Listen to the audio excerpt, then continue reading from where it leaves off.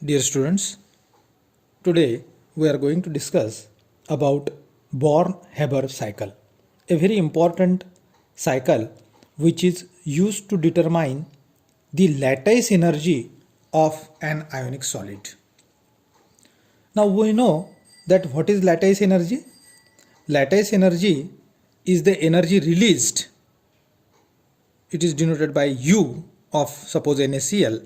It is the energy released when exact number of gaseous cations and anions are brought together from infinity to form 1 mole of ionic solid.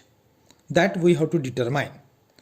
So to determine this U of NaCl, that is lattice energy of NaCl, we will consider actual formation of sodium chloride lattice.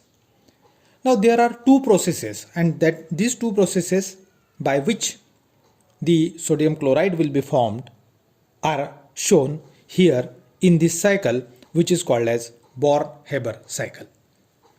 Now see, there are two routes for formation of sodium chloride ionic solid.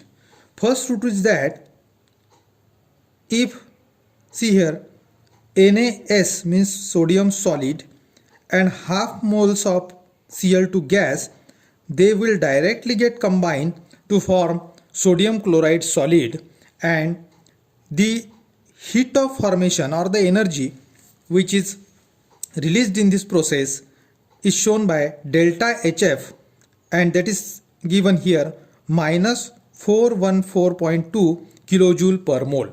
So this is the one route by which sodium chloride will be formed, and that energy involved is called as delta HF. So this is just a direct route for the formation of sodium chloride. There is no involvement of lattice energy over here. Now we will see the another, which is lengthier route. Now there are different energies involved in this route. So first reaction or the first change is conversion of solid sodium into sodium gas or gaseous sodium. This is called as the sublimation. So the energy which is needed for the sublimation is written over here, that is sublimation of Na is plus 108.7 kilojoule per mole. So solid sodium gets converted into gaseous sodium. In second step, chlorine gas undergoes dissociation to give chlorine gas, that is dissociation. Cl2 is the molecule and you are getting an atomic Cl, that is Cl only, so that is called as the dissociation. The another energy is involved. First energy is sublimation, second energy is the dissociation. The energy is needed, so here should be plus 112.95 kilojoule per mole. Now both the sodium and chlorine are converted into gases now. Third energy which is involved in this lengthier route is that the sodium gas gets ionized to cation, that is Na plus gaseous.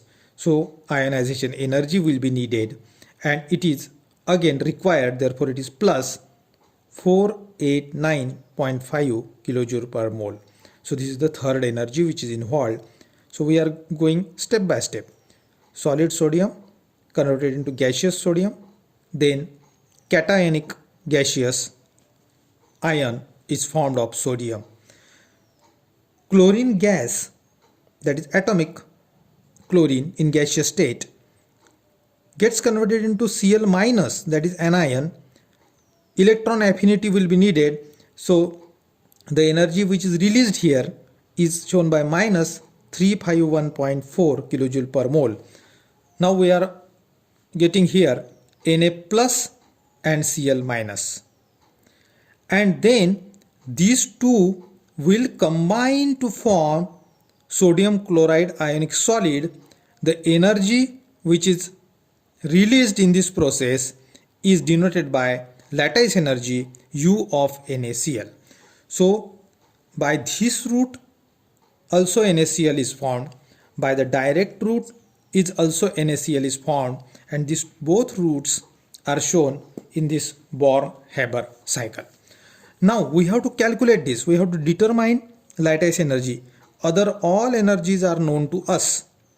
So according to Hess law of constant heat summation, we know that the energy which is involved in the direct formation is exactly equal to the summation of all energies which are involved in indirect route.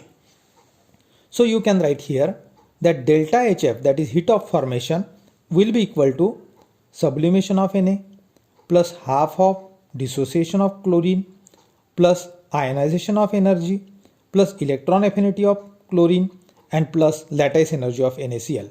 So these all energies, when we add up, you will get the heat of formation of NaCl.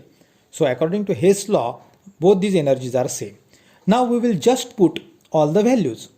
Value of delta HF, value of sublimation of sodium, value of dissociation of chlorine, value of ionization, value of this, and UNaCl value we have to determine.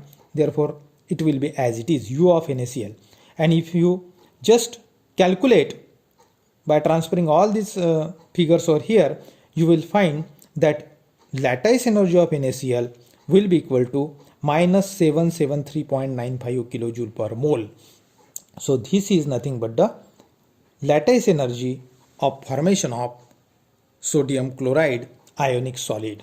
So how we have determined it? We have determined it by Born-Haber cycle. In this cycle, we have found two routes of the formation of NaCl. One is direct route and another one is indirect route. This is the way to find out lattice energy of NaCl.